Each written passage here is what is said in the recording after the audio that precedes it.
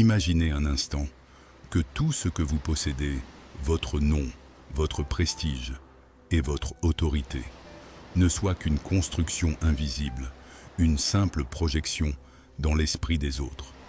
La vérité est brutale. Nous ne voyons pas le monde tel qu'il est.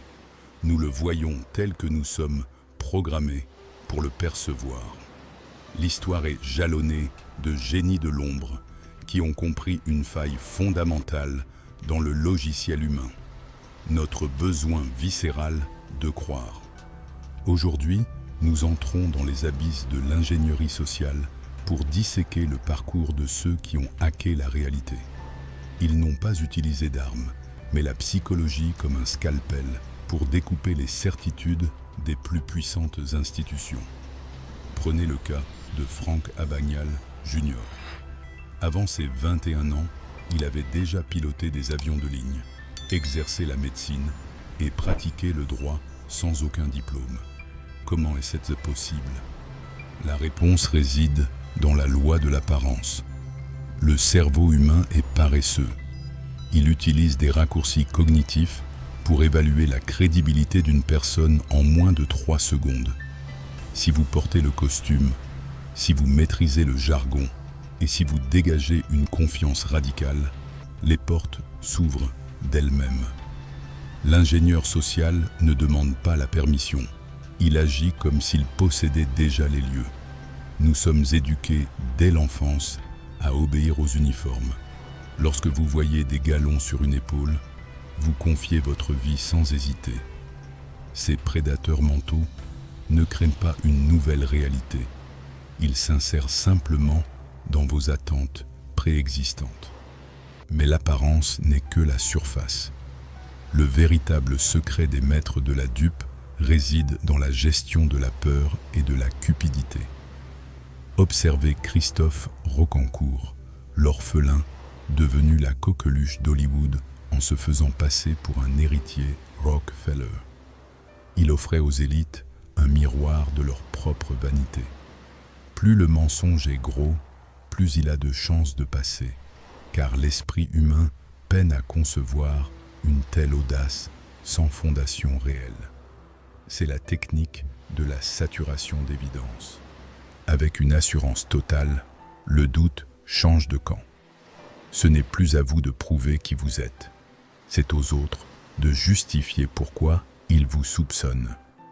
Dans le doute, la plupart des gens préfèrent se taire plutôt que de risquer de froisser une personne puissante.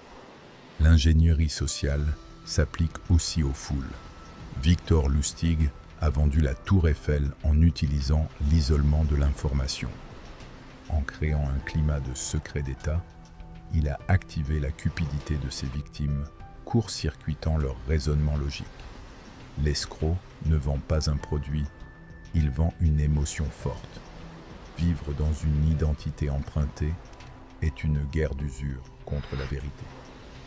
Ces hommes vivent en hypervigilance, transformant chaque interaction en une partie d'échec. Ils savent que chaque personne a un prix, souvent émotionnel. Certains ont besoin d'être reconnus, d'autres sauvés. Le manipulateur identifie ce vide et devient la solution immédiate. Il sature votre espace mental jusqu'à ce que vous ne puissiez plus voir le monde sans son prisme déformant. Pour vous protéger, vous devez comprendre que l'information vérifiée est votre seule défense. La forteresse mentale n'est pas une prison. C'est un filtre de haute précision qui analyse l'intention et la cohérence. Dans un monde saturé d'images factices, discerner le vrai du faux est la compétence la plus rare. Ceux qui ne maîtrisent pas cette stratégie sont condamnés à être les figurants dans le film d'un autre. Vous devez apprendre à voir les fils invisibles qui tirent les marionnettes sociales. Car au final, celui qui contrôle la perception contrôle la direction de la société. Les plus grands empires ne se sont pas construits sur des pierres, mais sur des récits puissants. Le génie de l'escroc est de voler votre perception de la réalité, créant une distorsion où le mensonge devient la norme. Les réseaux sociaux ont amplifié ce phénomène. N'importe qui peut s'inventer une vie de succès avec quelques filtres et une mise en scène soignée. Mais celui qui possède une structure intérieure solide voit à travers le décor de carton-pâte. La véritable puissance ne se crie pas, elle se possède en silence. En quittant cette vidéo, posez-vous la question: combien de vos certitudes vous ont été suggérées par des maîtres de l'illusion? Combien de vos désirs sont réellement les vôtres? La réponse pourrait ébranler vos fondations, car la vérité est souvent bien plus sombre qu'on ne l'imagine. Souvenez-vous que dans ce jeu de dupes, la seule règle est de ne jamais oublier que votre esprit est votre dernier territoire souverain. Si vous ne bâtissez pas votre propre forteresse mentale, d'autres s'occuperont de dessiner les plans à votre place. Protégez votre perception, analysez l'invisible et surtout, restez maître de votre réalité. Si cette immersion dans les abysses de la manipulation vous a ouvert les yeux, rejoignez l'Académie. Le savoir,